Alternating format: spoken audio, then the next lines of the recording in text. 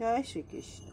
আসো সংস্কৃত পড়ি। এখানে আমি আমার বাংলা মিডিয়ামের ছাত্র ক্লাস 7-এর সংস্কৃত বই সংস্কৃত সৌরভ থেকে পাঠ করছি। এখানে আমরা কারক বিভক্তি প্রজ্ঞা অষ্টম পাঠ করছি।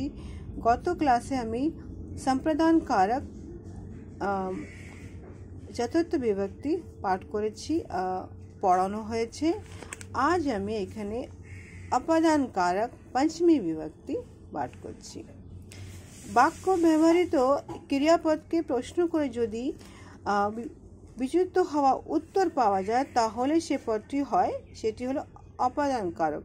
সেটাকে আমরা এইভাবে আমরা বুঝব কি বিশেষ্য পদ ও স্বর্ণম পদকে যেই রূপে ক্রিয়া থেকে আলাদা করা হয়, বিচ্যুত করা হয়, সেটি হচ্ছে অপাদান কারক। যেমন গাছ থেকে ফল পড়ছে, এই পড়ছে ক্রিয়াকে প্রশ্ন করে বোঝা যাচ্ছে যে গাছ থেকে ফলটা বিচ্যুত হচ্ছে, মানে আলাদা হচ্ছে, অপাদান হচ্ছে, আলাদা হচ্ছে গাছ থেকে। সেই গাছটি পদ্ধতি হচ্ছে অপাদান কারক হলো। এতে পঞ্চমী বিভক্তি যুক্ত হয়। এখানে কতগুলো সংস্কৃত এক্সাম্পল দেওয়া আছে, বাক্য দেওয়া আছে, সেটা এখানে পড়বে। আমি এখানে বাংলা অনুবাদ করব না, এটা পড়লেই তোমরা বুঝতে পারবে। বৃক্ষাৎ পত্রাণি পতন্তি, মানে গাছ থেকে পাতাটা পড়ে যাচ্ছে, বিচ্যুত হয়ে যাচ্ছে, আলাদা হয়ে যাচ্ছে। ধনাৎ বিদ্যা গরিষ্যতি না চা দেবতাঃ পরং বলম বালকাঃ অশ্বাৎ পততি।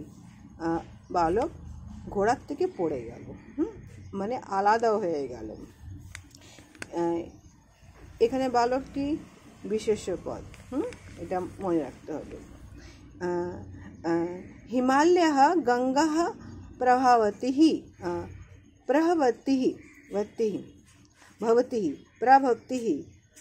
कर्दनात् विरमतिः बालिकाः शिष्यः आचार्यः शास्त्रान् पठति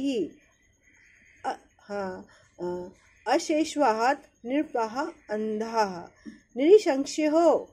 नृशंसेभ्यो भयः भवति गोविन्दः विद्यालयात् आगच्छत् खलः, মানে গোবিন্দ বিদ্যালয় থেকে এসে গেছে, মানে এটা খলাহ সর্প্রাহাত ক্ষুতরাহ। খলাহ সর্প্রাহাত ক্ষুতরাহ মানে যে দুষ্টু ব্যক্তি থাকে সে সব থেকেও, মানে সব থেকেও বেশি সে ক্রুতর, ভয়ঙ্কর, বিষধর সে। নিরপ্তিঃ প্রসাদাহাত পশ্যতি।